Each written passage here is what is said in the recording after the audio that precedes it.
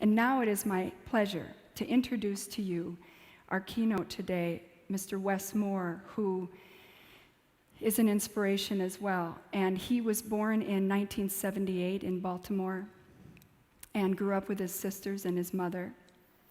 And he had some of the struggles that all of you sang and talked about today, as well as unique struggles to his own life.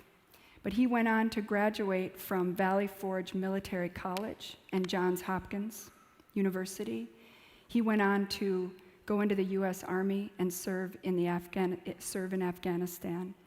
He also went on to be a Rhodes Scholar and study international relations in Oxford and become a White House Fellow with Condoleezza Rice. He's done many things, and he also wrote a book called The Other Wes Moore, which I know you will hear about today. And today he continues to work to inspire young people and parents and teachers and schools and advocates, as all of us are here today, for young people to help their lives be better and be the best that they can be. So it is my pleasure and honor to welcome Wes Moore. Thank you so much.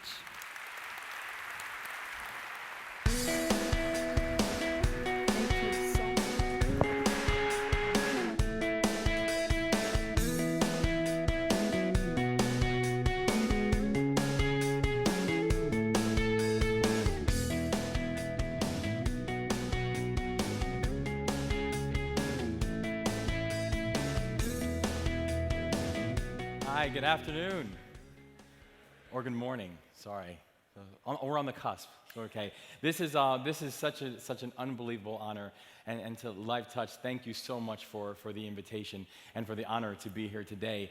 I spent 10 years in the United States Army, and what my job is right now, having to follow Project Success, is in the Army what we call an ambush. Where you're walking into a mission that you really have no chance of winning. They are awesome. And they epitomize not just amazing talent, but quite honestly, they epitomize and embody what all of us should be thinking about and how all of us should be thinking about our society and what our job and our role is. Because if you think about the stories of Project Success, this isn't about how exactly can we cherry pick or how exactly can we identify winners and discard losers. This is about how do we have a bigger conversation with everybody involved. Because that's really fundamentally who we are.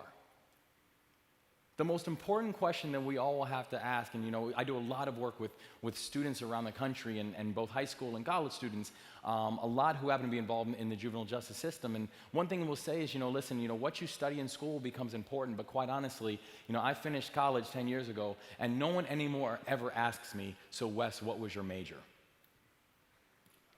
No one anymore ever asks me, so Wes, how did you do on that certain class? Or remember that test that you took on April 15th of 2001? How'd you do on that test? Because all those questions are ephemeral. They all fade. The most important question that will be asked repeatedly and continually, and the most important question that our legacy will lean on, is this larger question of who will we fight for? And who will we champion? And I went through the process of writing the book that Adrian was talking about, the Other Wes Moore. I didn't know the way the publishing business worked. This was my first book, all right? And I thought that, everything you see on I thought that the publishers actually cared about what authors thought, right? I realized very quickly that wasn't necessarily always the case. So when we go through this process, I didn't realize the way the publishing business works is that everything you see on the inside of a book, all the words, the structures, everything like that, that's the author. That's what the author wants to share with the world. Everything you see on the outside of a book, the cover, the title, the airbrushed author photos and the quotes and all that kind of stuff, that's what the publisher wants to share with the world. And the publisher is very clear about that because the publisher knows that when you walk into a bookstore that they have got 3.2 seconds to capture your attention. So they will do whatever it takes in those 3.2 seconds to get your attention. And so when they're having these conversations with authors about what the author thinks the title or the cover of the book should be, it's really more of a ceremonial conversation than anything else. I didn't know this, right? I thought they cared about what I thought. So they call me in to have this conversation like, Wes, what do you think that the title of your book should be? This was probably about 5 months before the book came out. And I said, you know what, I'm glad y'all asked me, because there's like 6 titles that I really like. And they said, what are they? And I started rattling them off. I was like, well, what about Baltimore Suns? Or what about All the Difference? Or what about Out of Many? Or what about End of the Innocence? And I started throwing these different titles out there. And I looked at them and I said, so y'all can go ahead and choose between any of those 6 because I'm fine with any of them. And they looked at me and they said, that's very kind of you. But we think we have a better idea. And they said, what do you think about The Other Westmore? And I looked at them and I said, that might be the dumbest book title that I've ever heard in my life. And they said, what don't you like about that? I was like, there's a whole bunch of stuff I don't like about it. I said, but let me go ahead and start with 3, all right? The first thing I told them I didn't like about it was I tried to make it very clear that this story is about much more than just these 2 kids. And it's about much more than just one neighborhood or one street or one race or one socioeconomic group or one generation, that it's about all of us. The decisions that we make in our lives, and tantamount to that, the people who we have in our lives who help us to make those decisions. So by putting the name inside of the title of the book, are you not completely negating that entire fact? That's one. Second thing I told them I didn't like about it. What self-respected author do you know that puts their own name inside of a title of a book that they've written, right? No one's ever heard of the other J.K. Rowling or the other Stephen King or anything like that, right? The third thing I told them I did not like about that title was, no one knows who one Westmore is. So why does anybody care who the other Westmore is, right? So I said this to them, and they looked at me, and they smiled, and they said, those are actually all pretty good points. They said, the problem, though, is that you're missing the point. Because you're absolutely right. It's not about you, and it's not about him.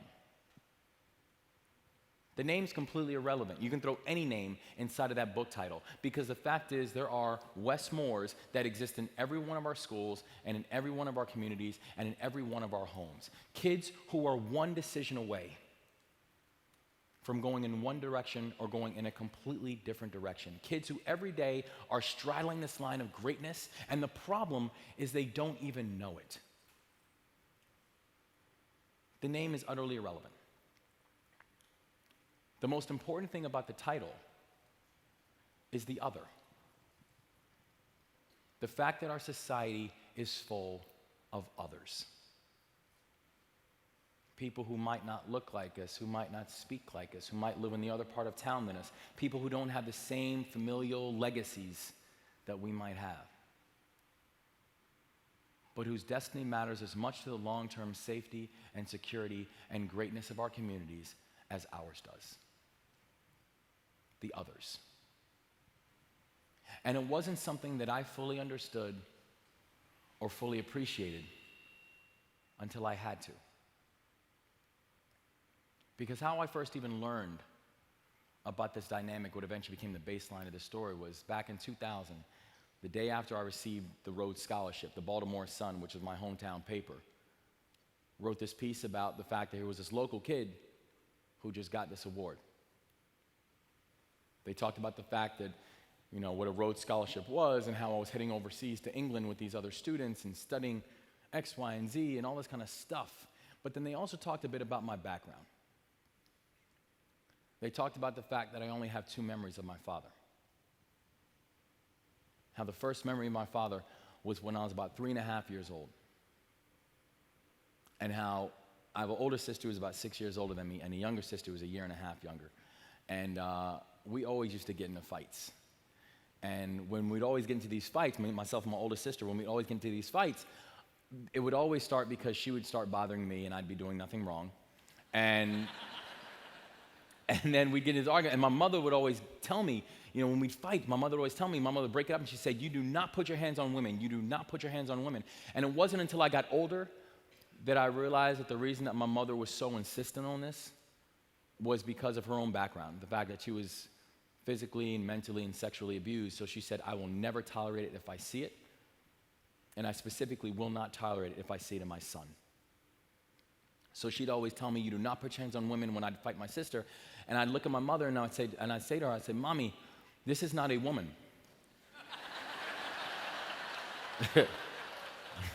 This is Nikki. This is different. And my mother didn't see the difference between the two. So one time I was sitting there, and I'm sitting at the table, and Nikki comes up to me, and she just starts blowing in my face.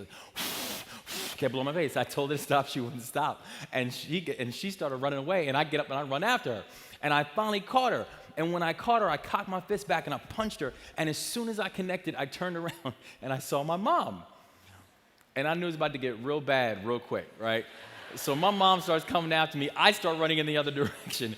I start running upstairs, and literally the room we lived in at that point, myself and my baby sister, it was a closet that they converted into a room. We live in a very small home, and so there was a bed and a crib, and that was really it inside this room. So I run up to the room, and I'm running around the room trying to find a place to hide, and there was no place to hide in this room. So eventually I just sit down on the corner of the bed, and I get myself mentally prepared for what's about to happen, right? And there's footsteps, and there's a knock on the door, and my father opened up the door. And when he walked in the room, he sat down in the corner of the bed, and he picked me up and he put me on his lap. And he started explaining to me what I'd done so wrong. Why my job is to protect women and not to hit them, and why my job is to protect my family and not to go after them. And then he told me that I needed to go downstairs to go apologize to my mother and to my sister, but he told me that he would come with me. And so we're walking down the stairs together, and I remember holding on to his hand, and literally my entire hand wrapped around his finger. And I was looking up at him, and he was looking down at me, and I remember looking up at him and copying the way that he walked. When he walked downstairs, he would stick his chest out. And so I'm 3.5 years old, and I'm walking down the stairs with him, I'm sticking my chest out too. My father was my hero. He was everything that I ever wanted to be. And the only other memory that I have of him was about 6 months later when I watched him die. And as tough as I thought I had it, or as tough as I thought my sisters had it, the person who really had it toughest was my mom. Because now here she was, a widow in her late 20s, who was now going to raise 3 kids on her own. And in no way was this the life that she had expected or the life that she had prepared for.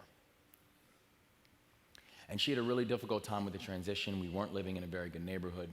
And one day she called up her parents, my grandparents, who were living up in the South Bronx in New York, and said that she needed help. And my grandfather was a minister. My grandmother was a public school teacher for 27 years. And they gave her the answer that she was hoping that they would give, which is bring the kids up here and we can help. And almost immediately as we made that trek up 95 and we moved to the South Bronx, I found myself getting lost. I found myself searching for this definition of manhood from a whole bunch of people who, quite honestly, had no business teaching me anything. I found myself hurting people that genuinely loved me so I could impress people that could care less about me. By the time I was 8 years old, I started picking and choosing which days were worthwhile to go to school. By the time I was 9 years old, I was already on probation from one school and sent out to another one. By the time I was 11 years old was the first time that I felt handcuffs on my wrists. At 11 years old. And by the time I was 13 years old, I found out that when my mom makes threats, that she's not playing. Because ever since I was 8 years old, she threatened me this idea of military school, and she'd look at my report card or whatever, and she'd say, she's like, I cannot believe this. She's like, if you don't get this together, I'm gonna send you to military school. And I'd look at her, and I'd say, Mommy, I can see you're upset. I'll work harder. And then when I was 9 years old, she started giving me brochures to show me she wasn't playing around. So I'd look at the brochures, and I'd say, Mommy, I can see how hurt I'm making you. I'll work harder. And then when I was 10 and 11, the threats kept coming, and I kept on ignoring them. And then when I was 13, she came up to me, and she's like, I'm not going to do this anymore. She's like, I'm going to send you to military school. And I looked at her, and I said, Mommy, I can see how mad you are, and I'm going to work harder. And she's like, nah, you're going next week. And she had me start packing my stuff up. And quite honestly, even when we packed the car up, I honestly thought that we would just drive around the block a few times. I'd have to pinch myself to make myself cry or something, but She kept on driving. She drove all the way to Pennsylvania. And she dropped me off at the school in the middle of Pennsylvania. And I hated everything about this place. Literally, in the first 4 days, I ran away 5 times. I mean, they had big black gates that surrounded the school, and they kept on telling us that there's a train station right in Wayne, Pennsylvania. If you want to go home, just go find the train station. And I would simply just take them up on their offer every time that I got a chance. And I kept on getting lost. And then finally, the second to last time I tried to run away, they actually gave me a map on how to get to the train station. So it was pretty pathetic that I kept on getting lost. And so that night, I planned this whole big great escape, where I knew I was going to leave in the middle of the night, and by the time everyone woke up, which was at 5:30 every morning, ridiculous, that I'd be gone, and I'd probably be home by then. And so I'm going through the woods, and I'm following this map, and the map is like, all right, you're going to go 20 paces, and you'll see a big tree, and then you'll make a left. And so I go out, and I'm walking 20 paces. I'm doing my pace count, and at 20 paces, and I see a big tree, and I make a left. The problem is there are nothing but big trees all around me, right? We're in the middle of the woods here. And up until this point in my life, I don't know anything about the woods. I don't know anything about the woods or the forest. I know cities. I know lights, big buildings, barking dogs. I know cities. The only thing I know about the forest and the trees is that in horror movies, this is where folks go and don't come out of, right? So I'm freaking out. But I keep following this map. But the map is just taking me deeper and deeper and deeper into these woods, and now I am terrified. So I'm hearing things that I'm hearing like gorillas and snakes and bears, like we're in the middle of Serengeti or something, and it's in the suburbs of Philadelphia. And also at this point now I'm just mad. I'm mad and I'm frustrated because I feel like I'm trying to tell everybody what I need and nobody's listening to me. I just want to go home. And I'm sitting there and I start crying. And then I start hearing leaves rustling and branches breaking, and I thought it was just wildebeest or tigers or whatever were chasing me. And then I start hearing laughter. So I turn around and look, and it's my entire chain of command who followed me out because the map was fake. The map took me to the middle of the woods. They just, A, wanted to get a laugh, and B, wanted to see how bad I wanted to go home, and so that night they got both. So they brought me back to campus, and we're in the middle of something called plebe system, where you're not allowed any outside communication. But they said, we're going to make an exception. And they said, Moore, you have 5 minutes to make a phone call. Call whoever you want. We don't care. 5 minutes. And I called the only number that I knew, which was Mom. Mom wasn't expecting to hear from me for about 8 weeks. And now here it is on day 4, 1 o'clock in the morning. She gets a phone call. So she's freaking out. And I'm like, Mommy, I'm okay. Thank you for this wonderful opportunity, but I'm really ready to come home. You know, come get me tomorrow morning. Do you need directions? And I go through this whole litany of things that she needed to do to make my life easier. And she stopped me. And she said, too many people have sacrificed in order for you to be there. And too many people are rooting for you. And you have got to understand it's not all about you. And I listened to her talk. And after 5 minutes, they told me my time was up. I gave them back the phone. They hung up the phone. They sent me back up to my room. And I'd be lying if I said anything changed that night because it didn't. I went to bed that night just as angry as I went to bed the night before. And I woke up the next morning even angrier. But eventually, I began to understand what she was talking about. And the idea that the only way that I was going to make it was if my plebe brothers were there to push me. And the only way that they were going to make it was if I was there to push them. The system that we live in is not built for us to make it on our own. By the end of that first year, I was doing a little better academically, and this was not an easy process, but I was doing a little better academically, and I could play sports because I wasn't on probation anymore. And for the first time in my life, I felt when people asked my mom, how's Wes doing? She could say he's doing okay and not be lying. And that actually meant something. We moved back down to Baltimore. My mother said, if you want to, you can come back to school down here. And I said, actually, if it's okay, I'd like to sit tight. I ended up finishing high school. I joined the Army right out of high school. I went to community college. After community college, I went on to Johns Hopkins University. And when I was a senior at Johns Hopkins was when the Baltimore Sun was writing this article about a local kid who just received the Rhodes Scholarship. But at the same time, the Baltimore Sun was writing a whole series of articles about 4 guys who one day walked into a jewelry store. The first two guys walked in the jewelry store, and when they walked in the store, they reached in their coats and they pulled out guns. And they cocked the guns back, and they started pointing the guns at everybody and telling everybody to get on the ground and keep your hands on top of your heads. And everybody who was inside the store just got on the ground and put their hands on their heads like they were told to. And 10 seconds later, two other guys walked in the jewelry store, and when they walked in the jewelry store, they reached in their coats and they pulled out mallets. One guy with a gun, one guy with a mallet went to the left. One guy with a gun, one guy with a mallet went to the right. The ones with the guns were keeping everybody on the ground, while the ones with the mallets were walking around and just smashing out jewelry cases and taking out watches and rings and necklaces. While everybody who was inside the store just kept their heads down and listened as the glass kept on smashing around them. The four guys met in the back of the store with a little over $400,000 worth of jewelry. One of them yelled, "Let's go," and then all four guys then ran out of the center of the store and then ran outside to the adjacent parking lot. One of the people who was inside the store that day was an off-duty police officer who was moonlighting as a security guard.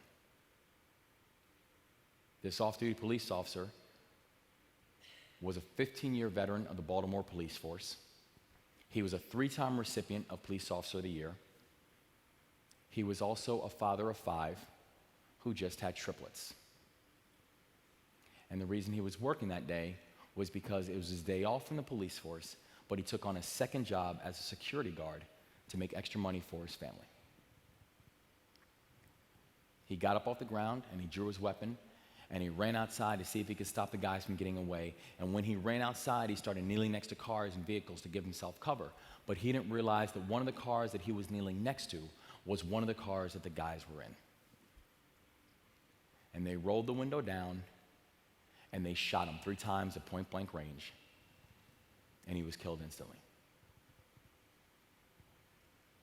There was a 12-day national manhunt for these 4 guys, and after 12 days, all 4 guys were caught.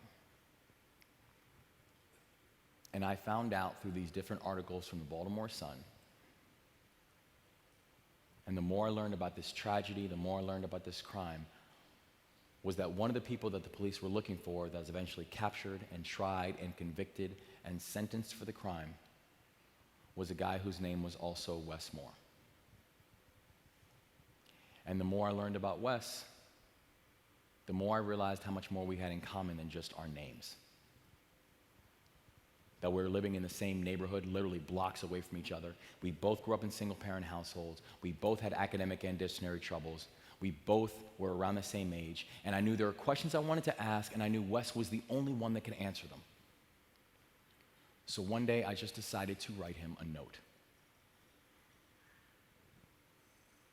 And I wasn't expecting to hear back from him, but about a month after I wrote him this note, and literally the first note I wrote him was like, "Hey Wes, my name is Wes, here's how I heard about you, and here's some questions." And then the letter that I got back from him, from Jessup Correctional Institution, came about a month after the letter that I wrote to him. And if the letter that I would have gotten back from Wes, if it was like he wrote it in crayon or magic marker, or wrote it backwards, or wrote it with his whole hand, or instead of words, he used pictures or something like that, if that's the letter I would have gotten back from Wes, I would have looked at that letter and said to myself, I guess this makes sense. I get it. The problem is I've never received that letter from him. The problem is the letter that I did receive from him was one of the most interesting and articulate letters that I've ever received in my life, and it only led to more questions. And that one letter turned into dozens of letters, those dozens of letters turned into dozens of visits, and now I've known Wes for close to a decade. The whole point was not to cast revisionist history or to create sympathizers or to reopen cases. Wes, for his involvement in the crime, received life in prison without the possibility of parole. Him, his older brother, and the 2 other people who were there that day all received life. The point of this was not to cast revisionist history on him nor his story. The point was to question why his fate was sealed so long before February 7th of 2000, and what can we do to keep avoidable tragedies from continuing to happen? Because that's what so many of these things are. Avoidable tragedies. And when I think about it, and people say, so what's the thing? What is the one thing that can change a child or make a child go one way or change a child go another way? One thing I firmly believe is that there is no one thing. Raising kids is amazingly complicated. And when you happen to raise kids in some of the most challenged and dangerous communities of our country, it's that much more complicated. I will stand and debate with anyone who tells me that every child is born with the same amount of assets, because that's just not true. I'm a firm believer that potential in this country is universal. Opportunity is not. And that difference between potential and where we all end up is where we all come in. People who choose to fight for people they might not necessarily even have a blood relation to, but their connection to that person is as visceral as one that is a blood relation. And some people will say, well, you got sent away and that was the big determining factor. But the truth is, me being physically transported didn't change my life. Picking me up from Baltimore to New York to Valley Forge, whatever, that didn't change my way of thinking. What changed was that I found myself surrounded by people, starting with my mom and my grandparents, but leading to this amazing string of role models and mentors and teachers and supporters, people who helped me to understand that the world is bigger than what's just directly in front of me. People who helped me to understand that there was never going to be anything that would limit my potential as long as I was willing to fight. People who helped me to understand that I'm not a product of my environment, but I'm a product of my expectations. People who helped me to understand that there was never going to be a single accident of birth, not being black or poor or from Baltimore or the Bronx or fatherless, that was ever going to define me or that was ever going to limit me. So in essence, what they did was they taught me what it meant to be free. The beauty of your work, and not just your professional work, but quite honestly, your work, your humanity, is you teach freedom. You teach people the ability to dream in boundless ways, and how in many cases that makes all the difference. I'll close with I had a colonel in military school. He was a 3-time Vietnam veteran. He was one of the adults who was in charge. I say this school wasn't completely like Lord of the Flies. There were adults who had some responsibility in this place, but he was tough as nails, and I think we only saw him smile once, and I think it was an accident when we saw him smile. But he was fair, and we loved him for it.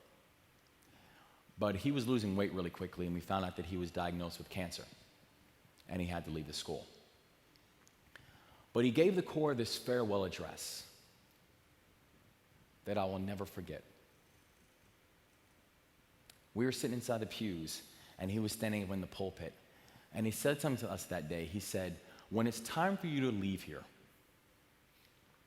whether it's time for you to leave this school, whether it's time for you to leave your community, whether it's time for you to leave your job,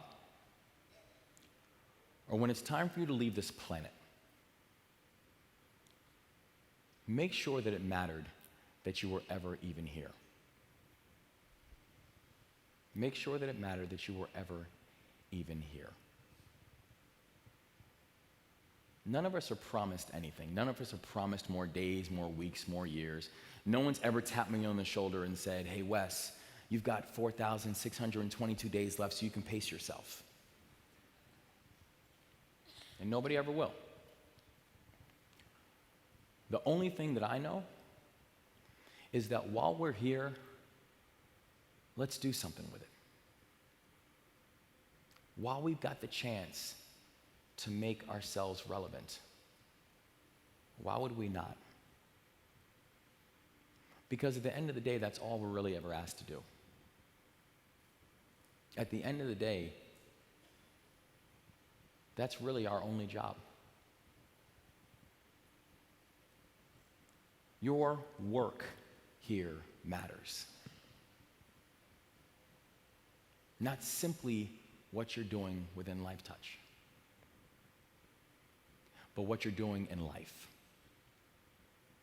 Your work here matters. I stand here today because there are people who believed in me in ways that I was not prepared to believe in myself. I stand here today because there were people who were willing to hold my dreams up long enough for my shoulders to become broad enough for me to be able to hold them myself. I stand here today because of them. And I'm incredibly thankful for all the people that can say the same thing because of you. God bless you guys, and thank you for all your work and support. Thank you.